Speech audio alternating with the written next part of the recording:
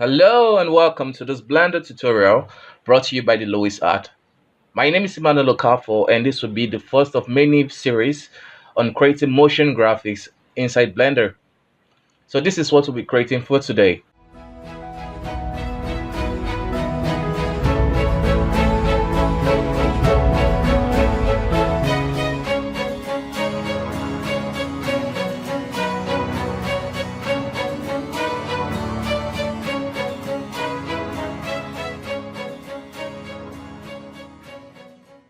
So inside Blender, we'll just be working with this simple object which you can access by clicking on this add menu here, and you have the mesh and you can just select it. So we'll be working with this simple object.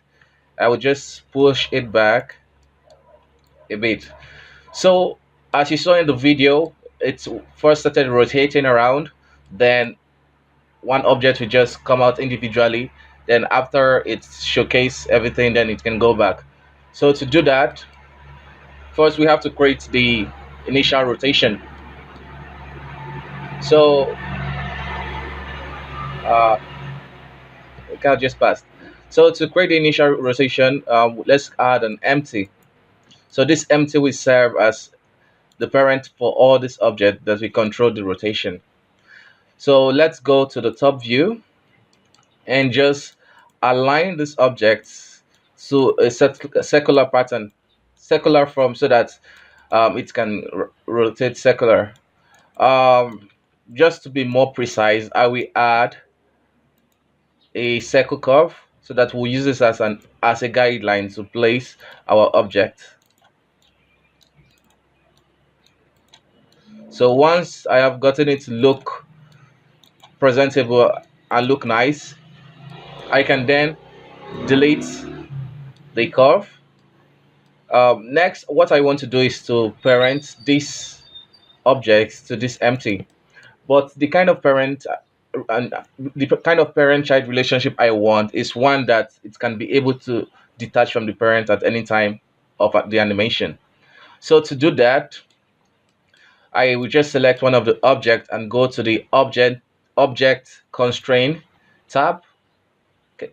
And next I want to set it to child of under the relationship. So this child of also acts like a parent. It gives you like the parent-child relationship, but in addition, it makes you to be able to animate this property.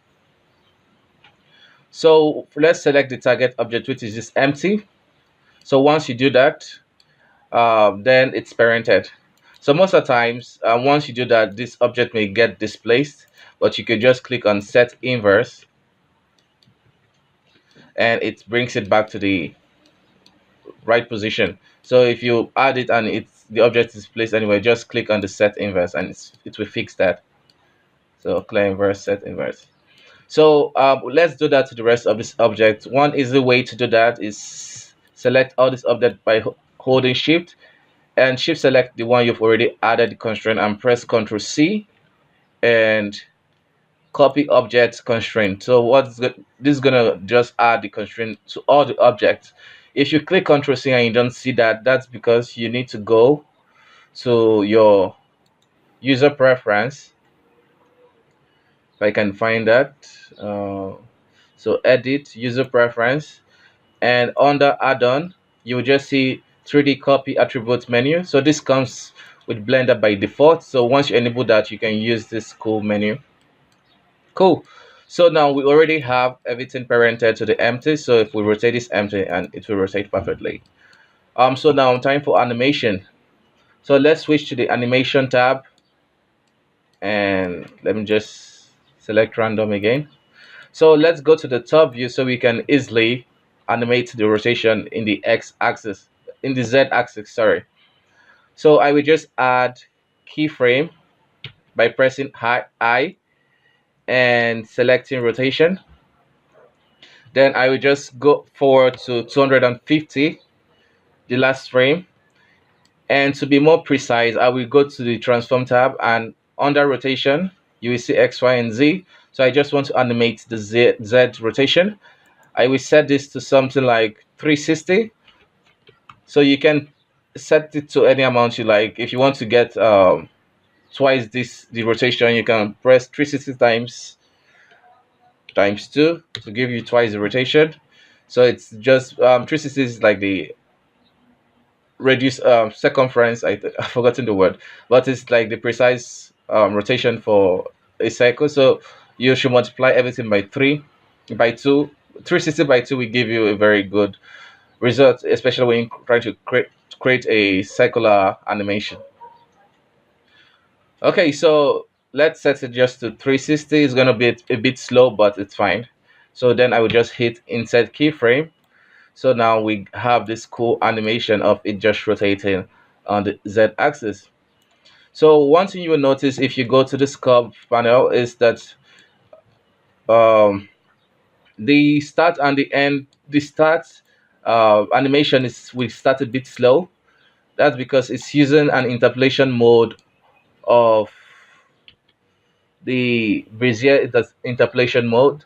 And to switch that, I think you need to either go to the dope sheet or you can just press T and it will bring up this cool menu. And selecting all the keyframes, you want to click on linear. So what linear does, as you can see in the graph editor, it switches it to linear. So you're getting constant motion throughout the animation. So it's not going to start out slow at any point. It will just be constant. So that's what you want.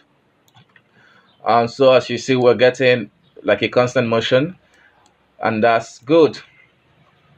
So if you want to add noise, or if you want to get more advanced, you can go to the graph editor, and under modifier we can add noise, so it's not like a perfect rotation. So as you can see, it's now a bit shaky.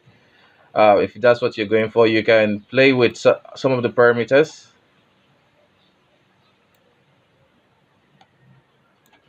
Okay, but for this tutorial we don't want that, so I will just delete that. So just want to get like a very nice rotation. So right now it's still doing this whole thing because it's a bug, but it's gone already. I think I'll just go to edit mode. Don't worry if it's shaking, it's just a bug, but it's gone already. Cool. So the next step is let's animate the object leaving this rotation and just coming close to the camera, and when it's done it goes back. Let's first create the focal point. So I will just add a camera, and if I hit Control Alt 0, it's going to snap the camera to any view I am in. So let me just set it around here and Control Alt 0. Then by pressing G and clicking Z, I can move the camera backwards, and we get this. So we'll just watch the animation rotating, and then we can call out any object we want. So to call out the objects, we have to do it manually, but it's not tedious. I'll just show you now. So we just go to the object constraint. So as I said earlier, we wanted to add this constraint so that we're able to detach it from the parent at any time of the animation. So let's say we want this cube. Okay. So at frame 170, 157, 157, when the cube is kind of at the front of the camera, then we insert keyframe in the influence and also insert keyframe in the viewport. The reason for inserting keyframe in the influence and also in the viewport is that so that this object location is being registered and also the influence is registered.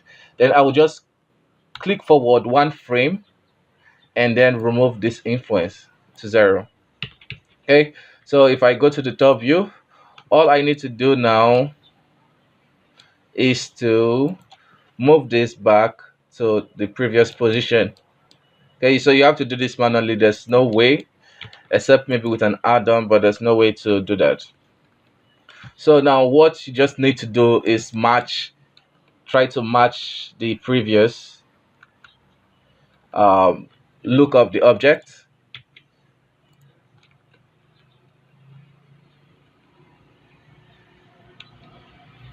So just move it back a bit. So it will not be like a very harsh transition. So you want to create like a smooth transition. That's why you try to match it. So at this point, it has lost its parent. So that's now you now have the ability to do anything you want to do with it. So I want to move it towards the camera. So let's just create another 3D view so we can use this as reference to reference the camera. Then on the top view, we can just easily move this towards the camera. The something like this. Then we can insert keyframe. So it's gonna do something like this. Then we can even add extra animation of it rotating Z 360. So we get this cool animation, which is not. Let's do that again.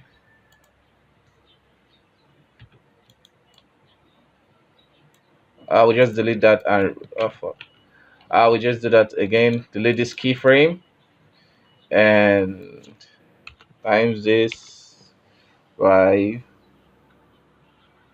8. Okay, so just get this cool kind of rotation, and after that we want it to return back to the rotation, to the rest of the mesh. So to do that, you don't need to do anything much. You just first just move this here. So what you should be looking at for is for clean transition. You want to select this one, so you'll be going reverse now. Select this one, this frame, move it here, and then select the other one. Make sure it's like one frame apart. Okay. One more thing. Let's try. Let's get like a nice spot for it. So I'll just cut, copy this and delete it. So let's find the appropriate time where we can let it join the rest of the gang. So let's say around here.